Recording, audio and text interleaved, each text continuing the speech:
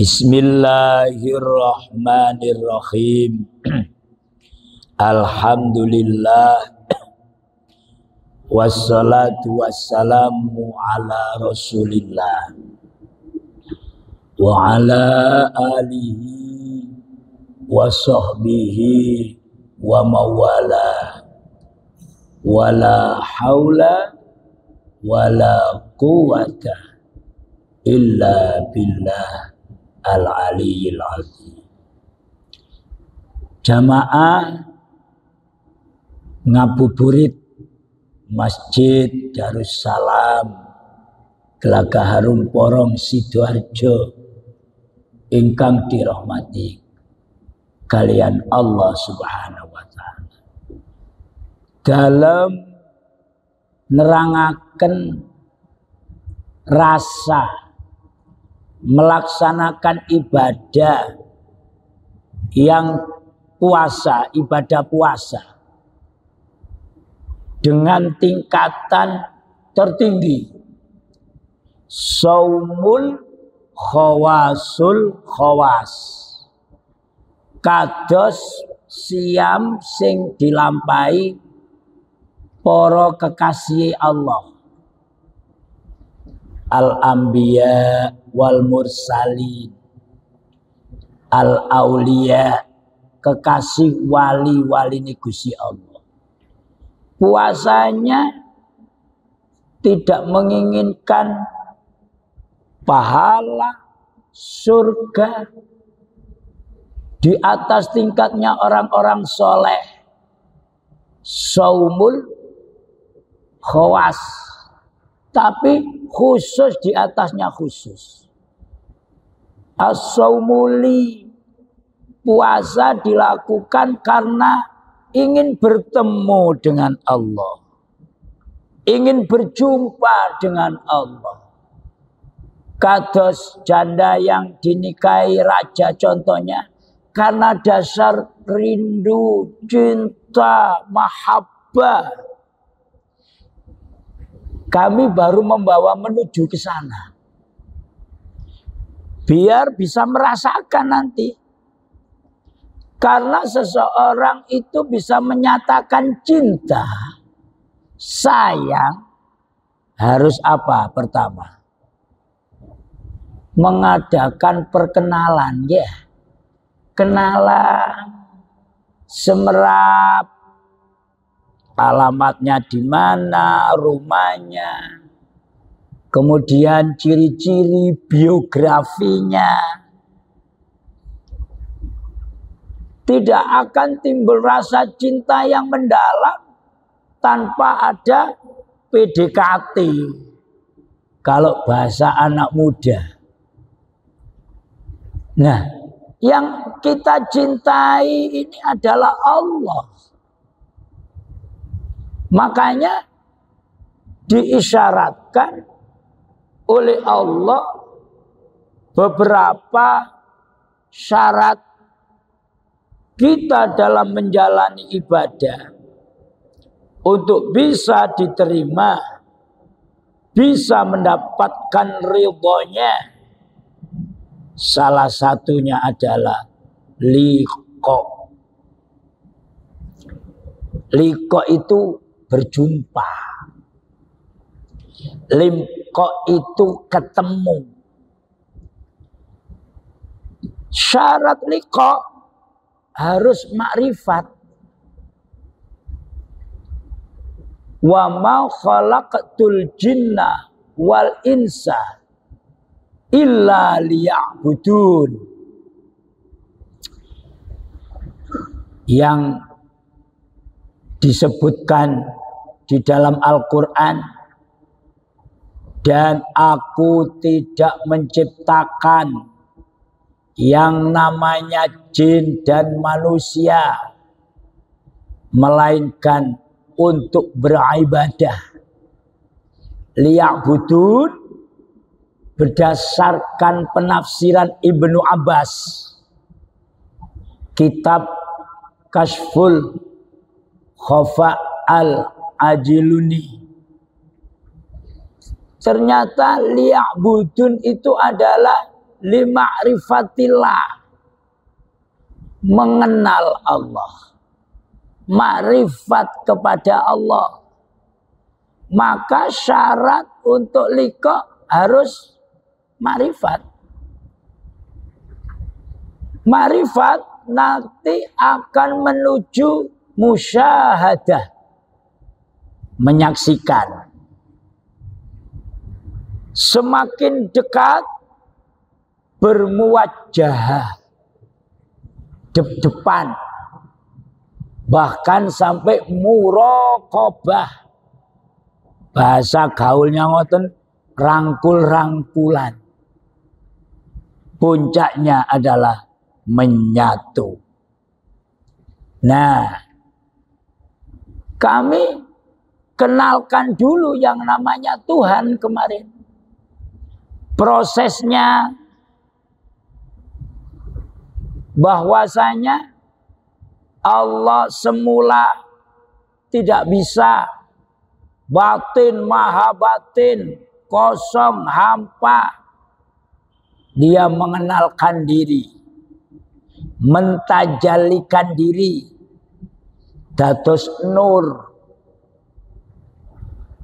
Nur ala nur, inilah nur antar nur ini menyatu. Yang bahasa saya nanti akhirnya muraqabah, berdekatan yang sangat.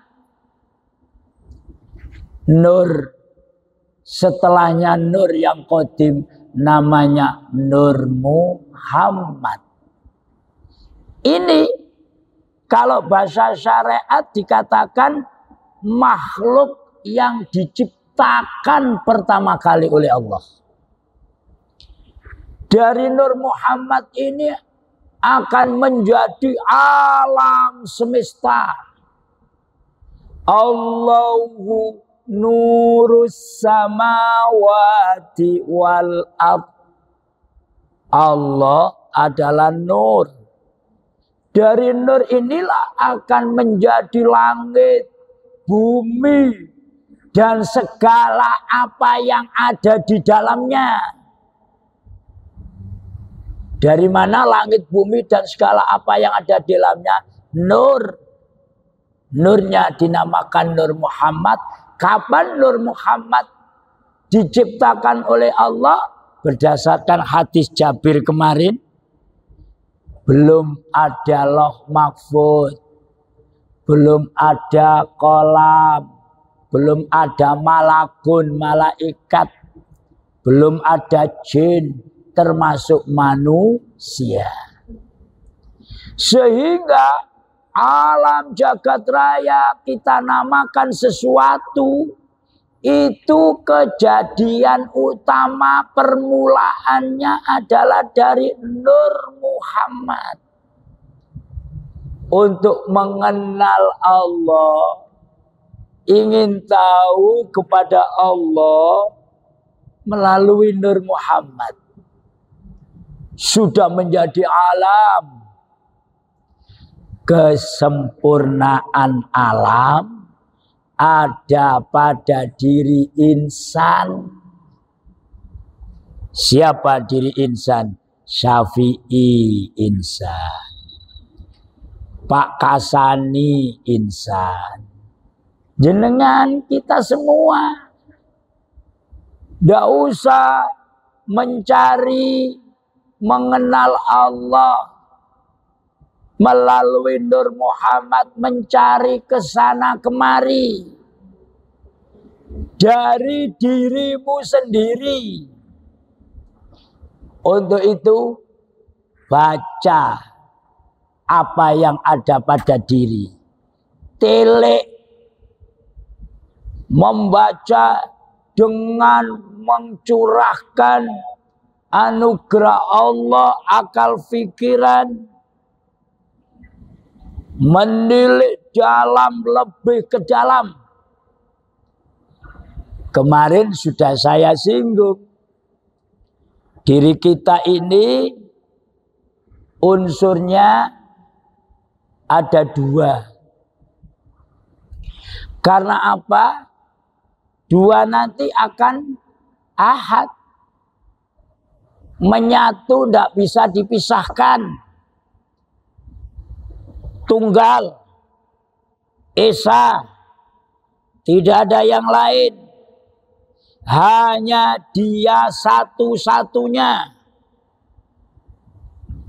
Menyatu begitu dekat tanpa ada batas pemisah. Sampai-sampai pribadi saya pernah merenung, sedekat apa ya Tuhan itu? Ternyata renungan saya pribadi ini pernah dilakukan oleh umatnya Kanjeng Nabi, Arab Badui. Itu tanya kepada Nabi Muhammad, Kanjeng Nabi, Tuhan saya, Tuhan jenengan yang namanya Allah itu jauh apa dekat? Rasulullah ditanya seperti ini, mboten kados kula jenengan. Langsung dijawab, umpama mboten saged niku berusaha jawab, kuatir asor, kuatir diarani mboten pinter. Nek saged mboten usah. Mboten saged jawab, ya muni gak iso. Besok kita cari jawabannya. Kita tanya guru yang lebih ahli dari kita. Mboten asor kok. Wong Kanjeng Nabi mawon melakukan itu. Karena Nabi Muhammad maksum, terjaga, langsung Jibril turun. Dijawab melalui ayat, wa idza sa'alaka ibadi anni fa inni qarib. Muhammad, kalau ada hambaku yang tanya tentang aku, jawab, aku adalah dekat. Sedekat apa? Matahari mengeluarkan sinar, matahari dengan sinarnya dekat betul. Lebih dekat itu.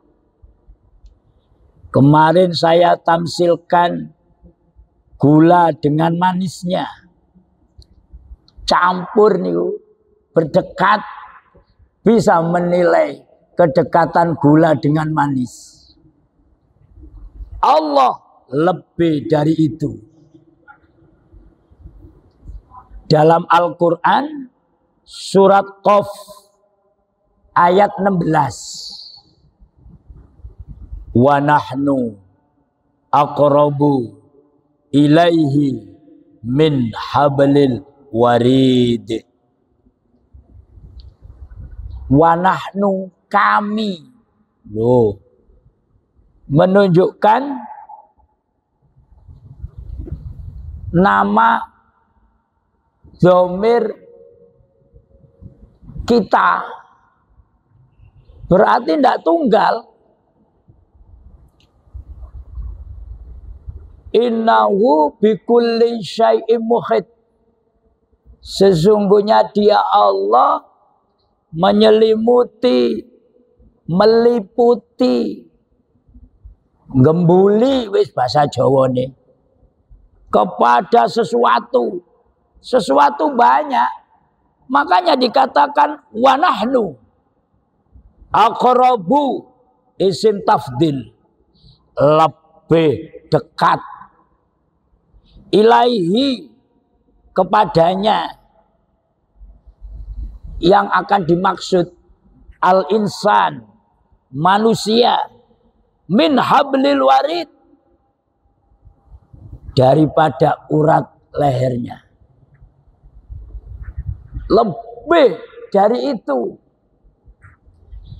Makanya kita berusaha belajar untuk menambah keyakinan agar Allah Subhanahu wa taala hanya sebagai fata morgana, bayangan yang kita tidak pernah menyaksikan. Kayak panas-panas teng dalan tol ngoten lho. Oh iko kayak ono banyu. Dari jauh barang didekati gak maujud. Ndak ada airnya. Fata morgana. Tidak. Wong Allah itu huwal awwalu wal akhiru wal zahir, di samping wal batin. Makanya jalan salah satu dan ini yang terbaik melalui diri sendiri. Diri sendirinya dinamakan dengan insan. Mari jenengan saya ajak berpikir, unsur diri kula sampeyan iku enten napa mawon. Kalau mendasar dari firman Allah surat Al-Mulk ayat kedua, alladzi khalaqal maut, dari unsur yang kasar yang tidak bisa apa-apa karena mati. Jasad kula sampean dibuat asal muasalnya dari apa? Gak usah ke Nabi Adam dulu. Cuma suatu saat kita perlu mengkaji al-insan yang asalnya dari Adam. Adamnya dari tanah. Sekarang diri kita saja dulu. Bisa dibuka surat Al-Mu'min. Dimulai ayat 12. Asal muasal jasate awak dhewe sing mati.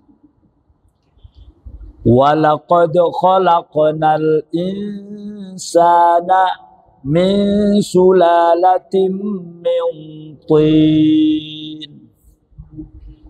Dan sungguh kami telah menciptakan manusia dari saripati.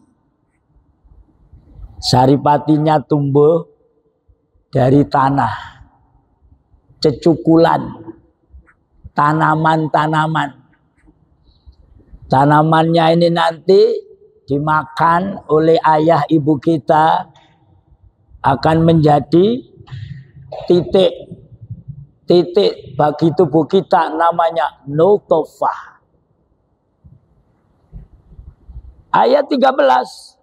Summa ja'alnahu nutfatan fi qararin makin. Kemudian kami menjadikan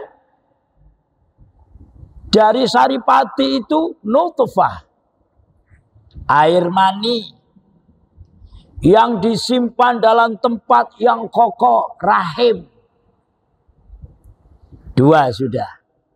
Asali teko saripati, marono teko nutfah, air mani, sel telur. Nek dipirsani teng mikroskop iku kaya ana buntute ngelangi, sperma laki-laki. Ayat 14. Summa khalaqnan nutfata 'alaqatan fa khalaqnal 'alaqata mudghah fa khalaqnal mudghata 'idhaman fa kasawnal 'idhama lahma thumma ansha'nahu khalqan akhar fatabarakallahu ahsanul khaliqin. Mari nutfah, air mani, kami jadikan sesuatu yang menempel, melekat. Lalu sesuatu yang melekat itu kami jadikan segumpal darah. Mari air mani jadi alaqah, daging benih daging sing nempel. 3. Dari alaqah akhirnya menjadi mudghah, segumpal daging. Segumpal daging, mudghah, idhaman fakasaunal idhama lahma. Kemudian dikasih tulang belulang, dibungkus tulang belulangnya itu dengan daging. Fatabarakallahu ahsanul khaliqin. Maha suci Allah, pencipta yang paling baik. Akhirnya jati wujud jasad kula sampean. Diterangkan dalam sebuah hadis, butuh waktu 120 dino. 3 kali 40 dinoan sel sperma menyatu dengan sel telurnya ibu 40 dino. Marono berkembang menjadi daging 40 dino maneh. Kemudian dikasih belum sempurna dadi bakal bayi 40 dino.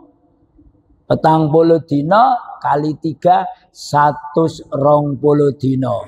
Wujud yang mati. Makanya wong NU nek tingkepan ya. Itu sebelum roh dimasukkan kan karepe ndonga, minta kepada Allah sebelum biar dikasihkan umpama barang ngoten onderdil yang berkualitas. Lah nek iso maneh ya gurung kepethuk iku ndonga sing temen. Rabbi habli minas sholihin itu ndak waktu mari mantenan mau produksi Allahumma janibna sebelumnya si Joko Perawan itu minta. Nah baru dalam proses itu syariat begini dipelajari, doa-doa dibaca. Nah insya Allah akan tercapai generasi yang saleh salehah. Baru setelah 120 hari, berapa prosesnya tadi? Saripati menjadi nutfah, nutfah nempel, morongono dadi daging, daging dikei, belung-belung disulupi sempurna 6. Persis koyok kejadiannya hari 7 hari prosesnya 6. Ahad menuju Senin, Senin nang Selasa, Selasa nang Rebo, Rebo nang Kemis, Kemis ke Jumat, Jumat ke Sabtu, Sabtu nang Ahad, visit tati ayam. Baru disempurnakan proses yang ke-7. Fa idza sawaituhu wa nafakhtu fihi mirruhi. Maka apabila telah sempurna kejadiannya, siapa yang menyempurnakan? Wasawaitu, aku, Allah telah menyempurnakan kejadiannya, wa nafakhtu fihi, dan telah meniupkan ke dalamnya min ruhi, dari ruhku. Iki akhirnya dadi walhaya, dadi urip. Untuk itu pahami cikal bakal yang pertama nutfah tidak bisa apa-apa, mati. Nek dijarno gak dikei ro, ambune basin, dadi bangkai. Walaupun sudah ada yang namanya mata. namanya lesan, kaki, tangan, tidak bisa apa-apa. Sudah ada roh pun mengatakannya saja tidak jelas. Ayo dilahirno. Setelah nangis, iso muni bapak. Sinten sing ngelmoni iso muni bapak, ayah, ibu. Itu kalau diteliti lagi, semakin takjub kita pada diri sendiri kita. Sehingga hakikat sebenarnya diri kita yang namanya insan bisa memberikan manfaat seperti ini. Matanya melihat, sejatinya sing garawi sok dudu iki, sing asli ku sitoke sing garai urip. Makanya dalam bahasa gaul kita itu dengan tetangga, asline iku iki lho, asline iku iki enggak asline. Berarti antaranya yang mati dengan yang hidup, sing asli sing ndi? Ya roh. Pilih. Roh ini semakin mendalam. Apakah mata akhirnya ada roh bisa melihat, yang bisa membuat melihat itu roh? Kalau kemarin bahasa gampangannya gitu, saya katakan mergono roh iso delok. Tapi setelah ditelek, ada enggak tetangga kita yang masih hidup punya mata tapi tidak bisa melihat, tunanetra? Saged mirsani mboten? Tapi nek melaku kok roh dalan. Ambek bojone dhewe gak iso keliru ambek bojone wong. Berarti hakikatnya bisa melihat. Tapi yang melihat bukan mata itu. Berarti bukan roh. Siapa? Kemarin saya terangkan sifat Allah ma'ani yang namanya basor. Ada tetangga kita yang punya telinga, masih hidup, berarti punya roh toh. Tapi kenapa dibengok-bengok, dipanggil-panggil, kok tidak mau datang? Ternyata tuli. Berarti siapakah sebenarnya yang mendengar itu? Apakah roh? Padahal dia hidup tapi kok gak kerungu. Tapi bisa toh kita ajak untuk berdialog. Berarti sebenarnya siapa yang mendengar itu? Bahasa sifat ma'aninya adalah sama. Itulah yang kita belum bisa melihat nyata. Makanya dikatakan zat. Siapa zat itu? Allah. Ada tetangga kita yang masih punya roh seperti kita, tapi tidak bisa ngomong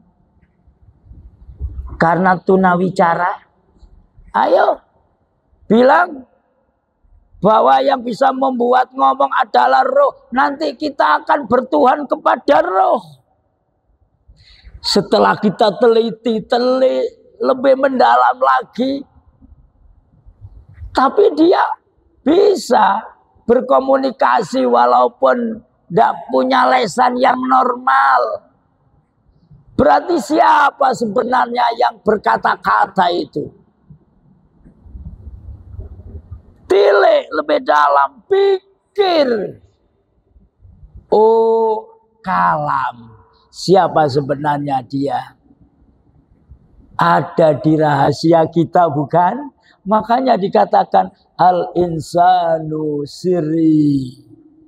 Manusia adalah rahasiaku. Kemarin saya tamsilkan untuk meneliti diri dengan kapas. Akhirnya bertajalli menjadi benang, bertajalli menjadi kain, bertajalli menjadi pakaian, baju. Saya ambil 2 saja untuk memikir, menyandarkan, mentaklidkan antaranya ruh dengan jasad. Yang asli yang mana? Ruh. Apakah ruh itu yang sebenarnya membuat kita bisa bicara, berjalan? Tidak, ternyata masih ada. Siapa dia? Rahasia. Kita namakan siapa? Zat. Tujuannya kepada Allah. Saya ambil 2. Mulai dari kain. Sejatine sing digawe baju iku apa sih? Kain. Iya enggak? Cuma kita tidak bisa meneliti, menilai. Karena apa? Kainnya sudah tidak ada. Ya tidak bisa wis dadi baju. Tapi kalau mau berpikir, mau belajar, tahu asal muasalnya, akan paham bahwa hakikatnya baju adalah kain. Makanya kita dalam belajar diarahkan oleh para ulama kita dikasih istilah. Ruhnya adalah sifat. Kemudian yang katanya sama basor tadi adalah zat. Berarti kain adalah zat. Baju adalah sifat. Kainnya sudah tidak maujud. Wis ditugel-tugeli gak ono. Ono rupa baju, rupa klambi, rupa celana, rupa sarung. Ya wis wujude sing ana iki lho, yakinono bahwa dia yang maujud.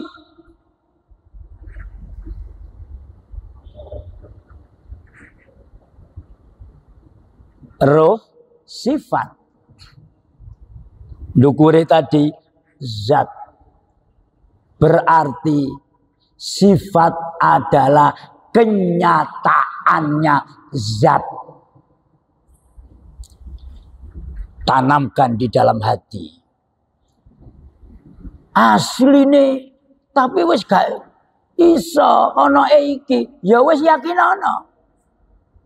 Sifat ini yang bisa. Karena asalnya dari sana, makanya sifat itu adalah sejatinya zat. Baju itu adalah sejatinya kain. Tapi wis dadi baju. Kita namakan yang asli. Siapa zat itu? Allah. Siapa roh itu? Sifat. Siapa sifat itu? Muhammad. Muhammad Khalil, bapakku. Bukan.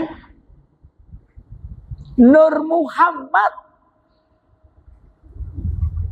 Nurmu? Siapa Nur Muhammad itu? As-samawati wal ard. Beserta isinya. Baik yang tampak atau yang tidak tampak. Kesempurnaan alam ada pada diri insan. Lu ngoten mikire. Diri insan ada 2. Yang mati sama yang buat hidup. Siapa yang asli sebenarnya? Yang buat hidup. Itulah Nur Muhammad. Kalau mencari Tuhan, cari alamatnya, mau kenalan, Melalui siapa? Nur Muhammad. Makanya melalui itu. Siapa Nur Muhammad pada diri kita? Roh. Nyebuti cik gampang cepet. Itulah Muhammad.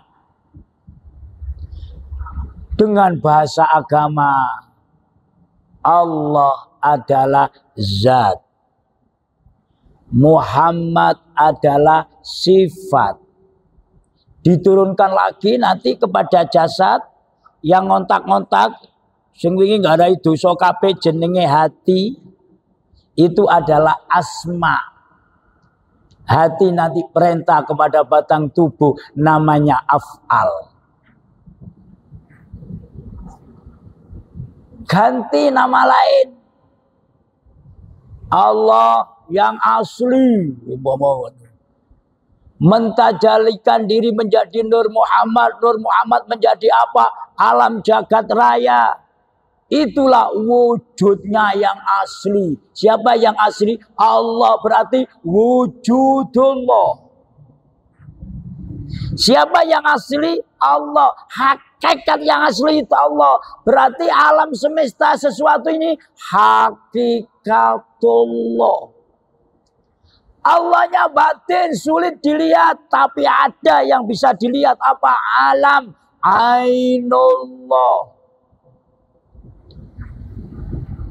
3 nama ini masuk di roh sifat. Berarti menamalainkan Muhammad itu roh atau sifat, boleh wujudullah, boleh hakikatullah, boleh ainullah. Kemudian turun kepada hati, cermin Allah, mir'atillah. Turun kepada batang tubuh, makhluk Allah, hamba Allah. Kalau sudah paham, menamainya sesuai dengan yang kau lihat. Biar tidak jadi fitnah. Batang tubuh, hamba Allah. Ciptaan Allah, makhluk Allah. Hati, cermin Allah. Mir'atillah. Naik lagi. Ainullah. Hakikatullah. Wujudullah. Tajallillah. Tajalli Allah. Ya napa? Rodok nyelentre titik. Pun menit diperdalam lagi. Insya Allah. Wallahu alam bisawab. Al-Fatihah. A'udzubillahi minasyaitonir rajim.